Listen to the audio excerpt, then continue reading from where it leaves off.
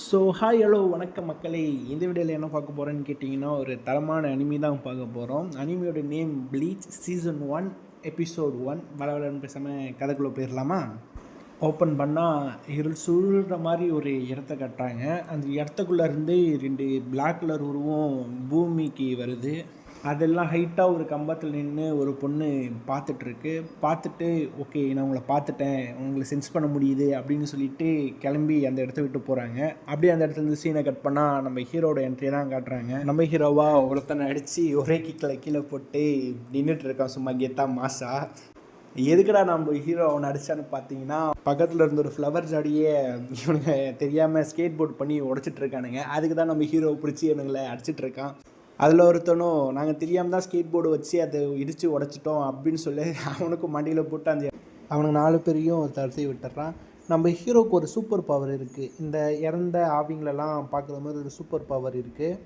பார்த்தா அங்கே ஒரு குட்டியாக ஒரு பொண்ணு நின்றுட்டுருக்கு. அந்த பொண்ணுடைய ஃப்ளவர் தான் போல் அந்த வச்சுட்டு அவனுக்கு உடச்சிது.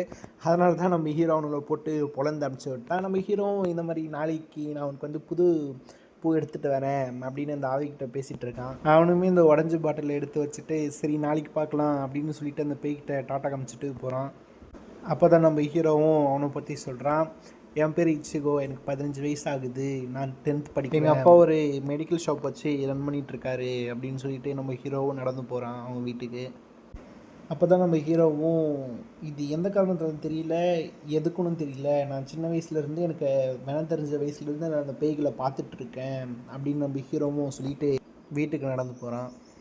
நம்பாரா போயிட்டு கதவை ஓப்பன் பண்ணுறான். அவங்க அப்பா பொட்டனிலே ஒரு ரெடி அடிக்கிறாங்க. நீ தரமான ஒரு ஃபன்னாகவே போயிடுச்சு.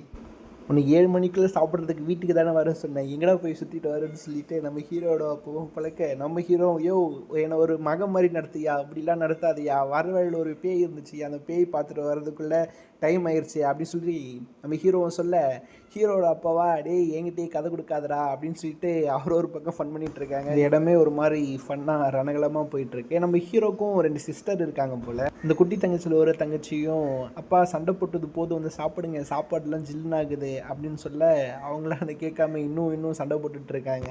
நம்ம ஹீரோ வச்சுக்கவும் அவங்க அப்பா கிட்ட ஐயோ நான் ஹை ஸ்கூல் படிக்கிறியா, நான் 7 மணிக்குள்ளே தான் வரேன், எதுக்கு என்னை போட்டு திட்டுற அப்படின்னு அவனும் கேட்டுட்டு இருக்க, நம்ம ஹீரோவோட இன்னொரு தங்கச்சியும் உங்ககிட்ட ஏதோ மாற்றம் இருக்குது அப்படின்னு சொல்ல நம்ம ஹீரோவா ஒரு கோஸ்ட் நினச்சி பார்த்து அந்த இடத்துல பீதி ஆகிறான். ஏன்னா நம்ம ஹீரோவோட தங்கச்சியாலுமே நம்ம ஹீரோ பார்க்குற மாதிரி அந்த தங்கச்சியாலுமே கோஸ்ட் பார்க்க முடியும். அதனால் அவளும் சொல்ல இன்னொரு தங்கச்சியால் என்னால் கோஸ்ட் பார்க்க முடியாதால என்னால் ஃபீல் பண்ண முடியுது அப்படின்னு அவளும் சொல்ல, ஆனால் அவனோட இன்னொரு தங்கச்சிக்கும்